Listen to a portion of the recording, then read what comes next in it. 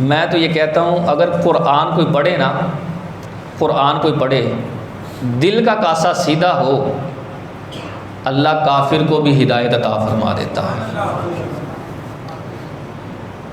یہ بڑے صغیر کا واقعہ ہے کہ بڑے صغیر پر جب انگریزوں کی حکومت آئی تو ایک انگریز جو ہے یہ یہاں حکمران بنا کر بھیجا گیا، وہ آیا تو یہاں کی زبان اس وقت جو سرکاری زبان تھی وہ فارسی زبان تھی۔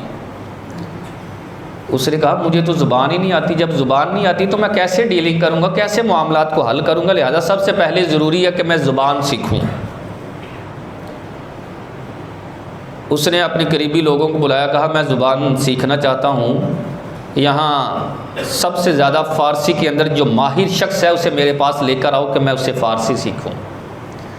انہوں نے کہا یہاں جو ہے ایک مولانا سراج الدین صاحب ہیں، وہ فارسی کے اندر بڑے ماہر ہیں اور پڑھانے کا انداز بھی بڑا سونا اور میٹھا انداز ہے، کیا اگر آپ کہتے ہیں تو لے آئیں، وہ ہیں مسلمانوں کے امام۔ کہا لے آؤں، مجھے کیا ہے۔ مولانا سراج الدین صاحب آئے، کہا آپ 2-4 ساتھی بھی اپنے ساتھ لے آئیں، وقت طے کیا، کہا کل سے آپ میرے گھر آ جائیں، عصر کی نماز کے ٹائم نماز پڑھا کر آئیں اور بیٹھ کر ہم جو ہے وہ سیکھ لیا کریں گے۔ مولانا صاحب نے کہا میری تو پھر مغرب کی نماز کا وقت بھی ہو جاتا ہے، ہم مسلمان ہیں اور مسلمانوں کے لیے جو ہے وہ مغرب کی نماز کی اہمیت ہے، اس کا ٹائم شارٹ ہوا ہے۔ تو کہا کوئی بات نہیں، گھر کے اندر ہی آپ 2-4 آدمی پہلے لائے ہوں گے ساتھ، آپ جماعت کروا لیا کریں گے، مجھے کوئی کسی قسم کی جو ہے آپ سے شکایت نہیں ہے یا مجھے کوئی برا محسوس نہیں ہوگا۔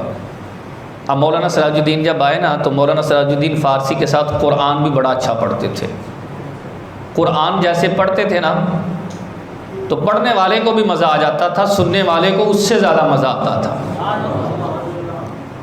مولانا سراج الدین نے مغرب کی نماز پڑھائی، گھر کے اندر جب قرآن کی تلاوت کی آواز گونجی نا، ایک مرتبہ سحر نازل ہو گیا۔ اس انگریز کی ایک بیٹی تھی جس کا نام مریم تھا، اس نے قرآن سنا تو کہا واہ کیا خوبصورت کلام ہے، یہ کیا ہے۔ اس کے دل میں قرآن گر کرتا چلا گیا، وہ قرآن کے عشق میں مبتلا ہو گئی۔ وہ کہتی ہے میں روزانہ کی بنیاد پر اب انتظار کرتی تھی کب مغرب کا نماز کا ٹائم ہو اور مولانا قرآن پڑھے اور میں قرآن سنوں۔ اللہ کرے یہ بات سمجھ میں آ جائے کہ قرآن کا انتظار، قرآن سننے کی محبت۔ کہتے ہیں وقت گزرتا گیا، اب میرا دل قرآن کے بغیر نہیں لگتا تھا۔ میں نے اس کا حل کچھ یوں نکالا، میں اپنے باپ کے پاس گئی، میں نے کہا کہ میں نا آپ کے ساتھ فارسی زبان میں بھی سیکھ لیتی ہوں۔ کہا بیٹا یہ تو بڑی اچھی بات ہے۔ باپ نے سمجھا شاید میرے ساتھ مل کر نظام حکومت چلائے گی، مجھے مزید مشاورت اور مشورے جو ہے وہ مل جائیں گے۔ کہا ٹھیک ہے، عصر کے بعد مجھے پڑھاتے ہیں، مغرب کے بعد تم پڑھ لینا۔ اب مولانا صاحب عصر کے بعد پڑھا کر فارغ ہوئے، مغرب کی نماز پڑھی، جانے لگے تو کہا میری بیٹی کو پڑھا کر جائیے گا۔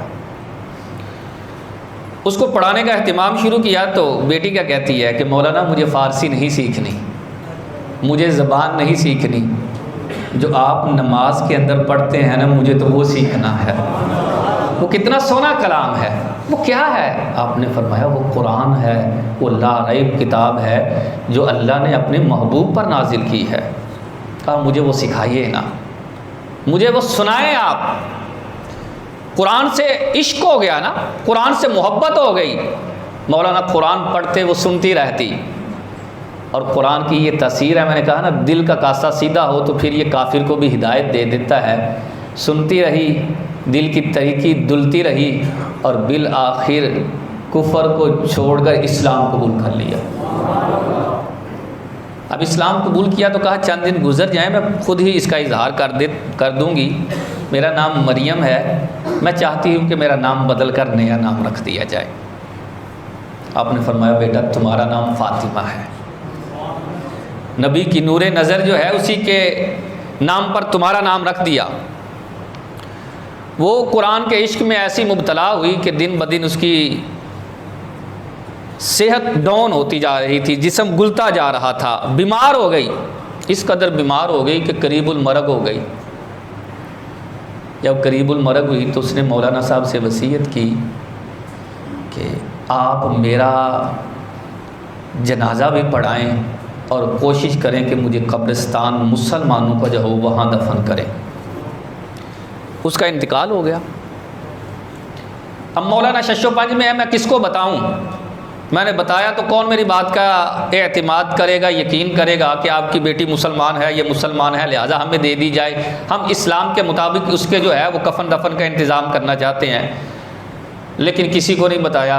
بالآخر ان کے ذہن میں خود ہی سوچ آئی کہ عیسائی ہیں یہ تو ظاہر ہے یہ بھی قبرستان میں دفن کریں گے، میں قبر کو دیکھ لوں گا اور نشانی رکھ لوں گا، پھر رات کو اس قبر سے نکال کر مسلمانوں کے قبرستان میں اسے دفن کر دوں گا، جنازہ بھی پڑھ لیں گے، دفن بھی کر لیں گے۔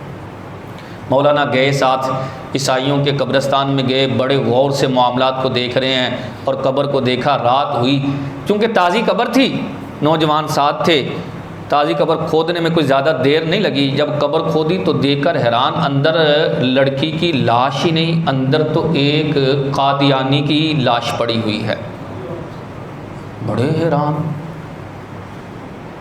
کہ قبر بھی یہی ہے، میں نے بڑی اچھی طرح یاد رکھا ہے، تازہ قبر ایک یہی ہے، یہی قبرستان ہے۔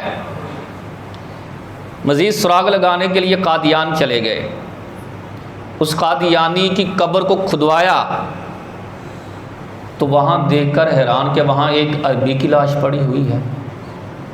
اب اس سے زیادہ پریشان کہ کیا معاملہ ہے کہ قبر سے لاش ہی گم ہوتی جا رہی ہے۔ آپ فرماتے ہیں میں سویا تو رات خواب کے اندر وہ لڑکی میری جو ہے وہ خواب کے اندر آئی، جنتی حلہ پہنا ہے، خوبصورت لباس ہے، جنتی لباس کے اندر آ کر مجھ سے سلام کیا، اور سلام کرنے کے بعد کہنے لگی کیا آپ مجھے تلاش کر رہے ہیں؟ میں نے کہا بیٹا ہاں میں تو تمہیں تلاش کر رہا ہوں۔ کہنے لگی ادھر میرے گھر والوں نے عیسائیوں کے قبرستان میں دفن کیا، ادھر اللہ کی رحمت کے فرشتے آ گئے کہ بی بی اٹھ، جو مصطفیٰ سے محبت کرتا ہے اس قبرستان میں نہیں، وہ جنت البقیع میں منتقل کیا جاتا ہے۔ اب میں تو یہاں نہیں، میں تو جنت البقیع میں ہوں، سیدہ فاطمہ کے آغوش میں اور اماں عائشہ صدیقہ کے پڑوس میں ہوں، میں یہاں نہیں ہوں، میں تو گویا کہ مصطفیٰ کریم کی کچہری میں پہنچ چکی ہوں۔ اور اللہ قرآن پڑھنے والوں کو اسی طرح جو ہے وہ درجے عطا فرماتا ہے۔ فرمایا بیٹی ٹھیک ہے تو وہاں ہے، یہ یہاں کیا کر رہے ہیں؟ یہ قادیانی وہ عرب کا تاجر، وہ یہاں کیا کر رہے ہیں؟ کہا دراصل یہ ان سے محبت کرتے تھے، یہ یہاں منتقل ہو گئے، اور میں مدینے والے سے محبت کرتی تھی، اللہ نے مجھے مدینے کے اندر منتقل کر دیا۔